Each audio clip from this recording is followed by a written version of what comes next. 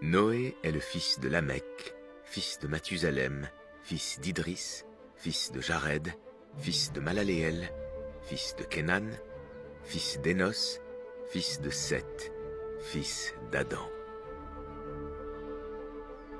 La vie du prophète Noé fut de 1000 ans. À l'âge de 50 ans, il reçut sa mission prophétique.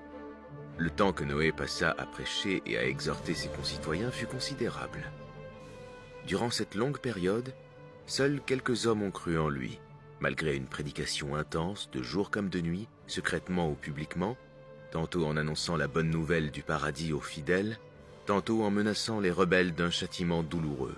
On rapporte qu'à chaque fois qu'une génération était sur le point de disparaître, elle laissait la recommandation à celle qui lui succédait de ne pas croire en Noé et de s'opposer à lui et son message. Lorsqu'un enfant arrivait à maturité, son père lui recommandait de ne pas croire en Noé.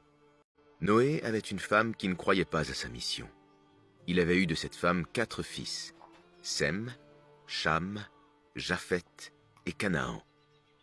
Les 3 premiers crurent en lui, mais le 4e et sa mère restèrent infidèles. Les gens dirent « Oh Noé, tu as disputé avec nous et multiplié les discussions. Apporte-nous donc ce dont tu nous menaces, si tu as du nombre des véridiques. » Noé répondit « C'est Dieu qui vous l'apportera. » Dieu lui ordonna de planter un arbre afin de punir les hommes. Cet arbre allait mettre 40 ans à pousser. Dieu révéla alors à Noé « De ton peuple, il n'y aura plus de croyants que ceux qui ont déjà cru. Ne t'afflige pas de ce qu'ils faisaient, et construis l'arche sous nos yeux, et après notre révélation.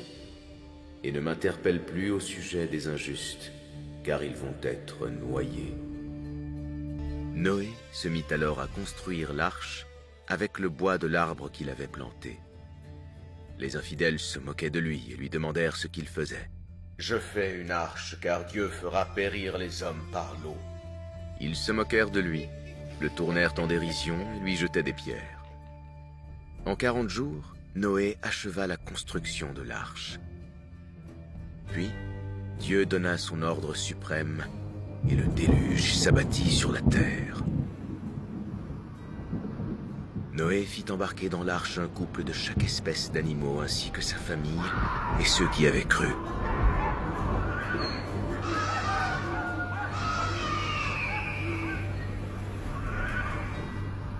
L'eau sortit de la terre et tomba du ciel. Noé aperçut son fils Canaan et lui dit « Oh mon fils, viens avec nous !»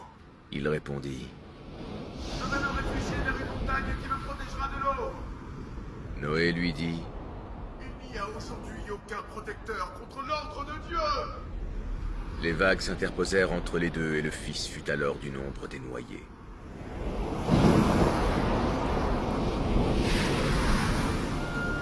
L'eau recouvrit petit à petit la terre et il ne resta aucun être vivant hors de l'arche. Noé fut 6 mois dans l'arche qui allait tantôt vers l'Orient, tantôt vers l'Occident. Ensuite, Dieu ordonna aux sources de la terre d'absorber l'eau qui couvrait le monde. Et il commanda aux cieux de retenir la pluie. L'eau baissa et l'arche se posa sur le mont Judi.